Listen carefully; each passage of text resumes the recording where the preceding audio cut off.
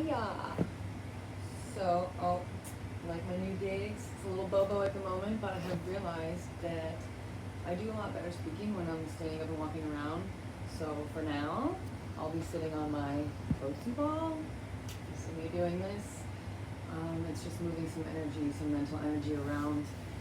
I'll try to project my voice because I'm not really sure what the acoustics are like in the garage here. We gonna find out. But I have been, oh my god, how interesting. I didn't even realize I'm wearing a yin yang shirt, and what has been speaking to me so much in the past couple of days, and that I really want to touch on today, is balance. Balance, just like this, balance. There will always be a yin and a yang energy. There will always be an opposition to where you're going, another choice, an alternative option, whatever you want to call it. They will always be there.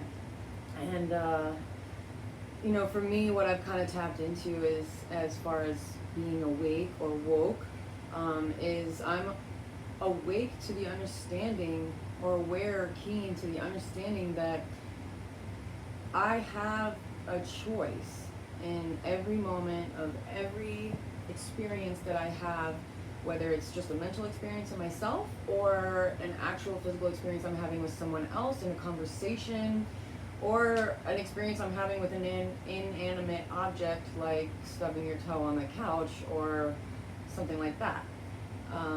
We all have a choice in these experiences to try to really tap into and understand how the universe is working for us, because a lot of us will agree with the understanding or the notion that everything happens for a reason, but we tend to only apply it to significant understandings, or things that at least we can kind of come to the understanding on our own, not necessarily allow the understanding to come to us. We seek it out, and when we're doing that, we don't really realize, but we're seeking the answer that fits in the channel of our own will. And that kind of, what I mean by that is, what we want to see is what we're going to see.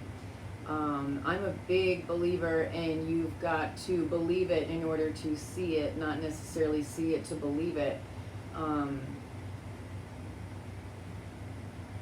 If you don't really believe something truly, even when it's right in front of you, you're going to say that it's something else. And that's kind of just, it's bringing me right now to the idea of problems and solutions.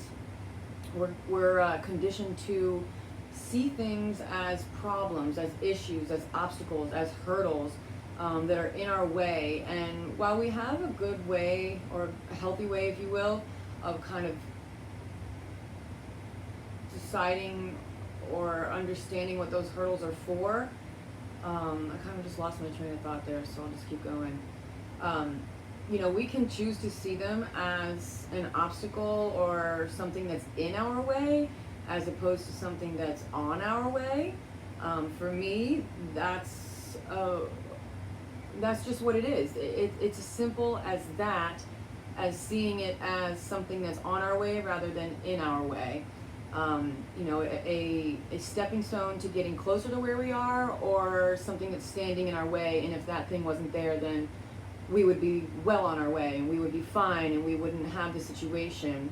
And to me, understanding that there's balance in everything, that we can't really appreciate the light without the dark, and vice versa. Can you imagine for a moment if every day was just pure sunlight all day, every day, no rain, no nighttime, no anything else besides light? We wouldn't really know anything besides light.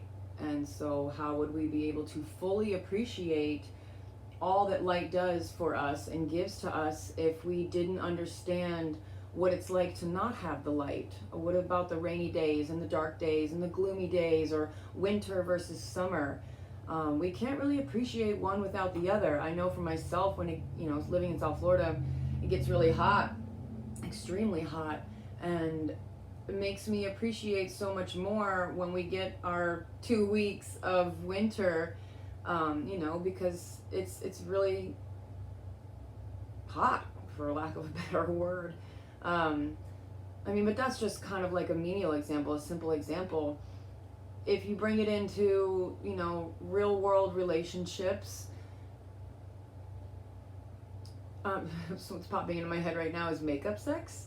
You know, people argue sometimes subconsciously to get that kind of release, in order to build up to that, because they're not really sure how to maintain the balance of life. It's a lot of overcorrecting. Imagine driving a car and, you know, you hit the rumble strip on the side of the road, or you kind of veer off into the next lane, and if you weren't really paying attention and you looked up and you realized that you weren't in your lane or that you were on the rumble strip, our knee-jerk reaction is to overcorrect, to jerk the wheel. And in doing that, we're not regarding the people, you know, surrounding us, our environment, or what we might run into or hurt when we didn't really intend to, just by simply overcorrecting because we weren't paying attention to where we're going in our own lane. Staying in your own lane is huge. I don't want to get derailed on that because I could probably talk about staying in your lane for way too long. I really want to keep it on this balance idea, and I keep looking at my shirt and it keeps bringing me back to that. So for me, that's a perfect example of just a little synchronicity that is happening, you know, for me. I wanted to do this video on balance. I wanted to make sure that I was trying to stay on track, because all of these ideas and ideals are all interconnected. So I am able to go over in left field and talk about something all the way over in right field and somehow make it connect. It might be a lot longer than I ever intended it to be, but I can get there nonetheless. And as we all can, everything is connected. Everything is happening in unison with your thoughts and what you're projecting out there. I'm kind of thinking now of a ripple effect, and you know, I've talked about this before, but to me, your behaviors and your thoughts, your actions are the rock that you throw, or that we throw into the pond. And you know, consider how large our pond is, if we have a small circle or a large circle, and how many people are in our pond, and they're also throwing rocks, because people aren't just standing there not thinking about anything. And as you know, we throw these rocks and hurl these intentional behaviors, that makes the ripple in, you know, in our life. For I'm kind of getting lost in this because I'm getting in my head right now, so I'm going to try to pull back and wipe this sweating. But think about that it's really tough to balance everything that's going on inside of you if you've got too many people in your pond, or too many opinions, if you will, too many people telling you and dictating what you should and shouldn't be doing. It's really hard to tap into which ripple is yours and which ripple is theirs that is hitting you or coming back to you. And what are you supposed to do with it? I mean, it kind of clouds your judgment. It kind of, think about, you know, standing on a paddle board or some sort of board on top of the water. If there's too many waves in the water, it's really tough to maintain balance, and you've really got to focus on yourself in order to maintain that balance. Because if you're anticipating the wave coming from over there, you're not going to see the wave coming from over here.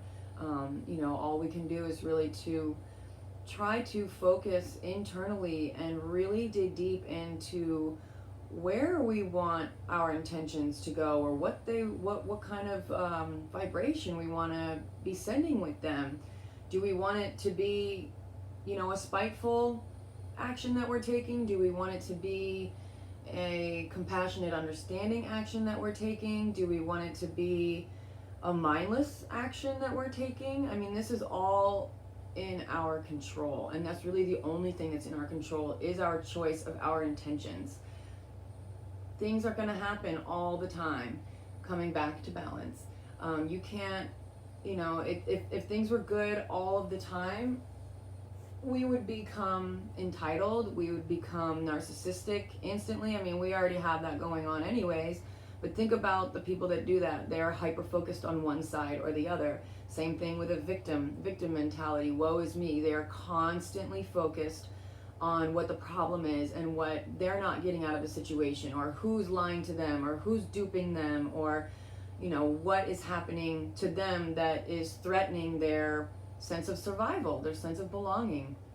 And when we're putting too much emphasis on outer opinions, we're not putting enough emphasis, or we don't really have enough energy to put them on our own intentions and look within, because the more we put ourselves around people, any people, not good, bad, or indifferent, the more influences are around us. Essentially, the more ripples that are bumping into us, the more waves that are crashing into us, kind of doing this, sloshing us around. And we have to really kind of close our eyes and consider what can I do to get myself through this the safest way possible. What do I want to happen out of this? What do I want to be the outcome? When we're thinking about balance,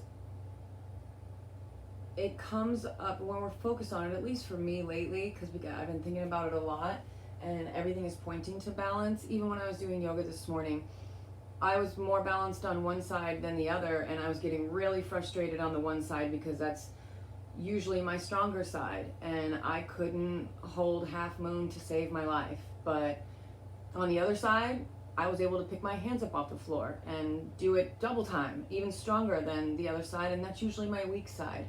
So it kind of just made me tap into myself and understand that even though I think I know where I'm going, that's exactly it, is we can't be sure. We can only be sure of what we want to focus on, to see what we want, where we want our mind to stay, in order to be able to see this rock in our flow of our river as a guide to somewhere else that we didn't ever think that we would go, or if we just ran over that rock, or if we just plow right through that rock and look at it as something that's in our way of the place that we were wanting to go. Our will was wanting us to go, that I don't want to flow over here, I'm determined to flow this way, and this is where I'm going.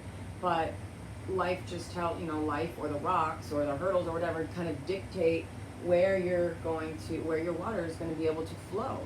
And I kind of hope that makes sense. I'm thinking about how hot and sweaty I am right now, so I'm kind of maybe losing focus. Again, I apologize if this is ain't your thing, but I want and need to see this for myself.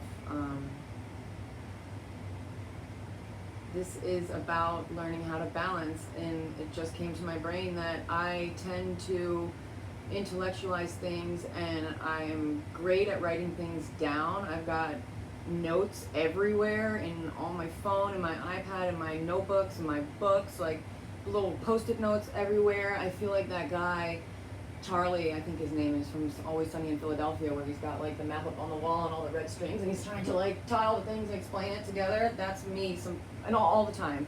And when I try to spit it out, it doesn't always come out the way I want it to, but the more I spit it out, the more I get used to the taste of it, and I kind of acquire a taste. That didn't make sense. That's not what I was trying to say. I kind of not acquire the taste, but get used to the taste. So then I can fine tune my taste. There we go.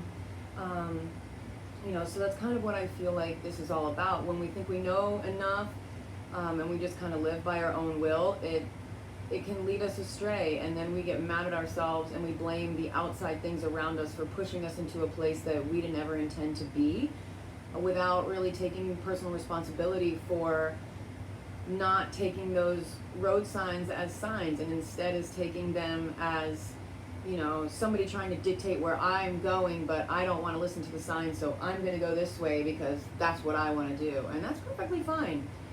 Is more than okay, but just understand that it's probably not going to turn out exactly the way you intended it to, and that's just it. That's where we get angry and frustrated, because we didn't intend to see these problems on our path, because we've got our rose-colored glasses on of our will, if you will, and when things get hairy, things get bumpy, we get off track, we start to blame all of the outside things that got us here, whether that be people, events, emotions, jobs, anything, any external thing. But it's really not that. Those are the things that are trying to constantly, when we're bumping into those things or we see these as problems, I'd say constant reminder to tap into that we can't just live completely on the bright, I don't like me saying that, on the bright side of life. You can, and that's the goal and intention, but understand that it's not always going to be bright. And I'm just now, the thought that came to my head about thinking about that is thunderstorms and rainstorms. We all love sunny, beautiful days, but we wouldn't be able to appreciate these sunny, beautiful days without, thunderstorms and hurricanes and lightning and thunder. And after the storm, all of the things that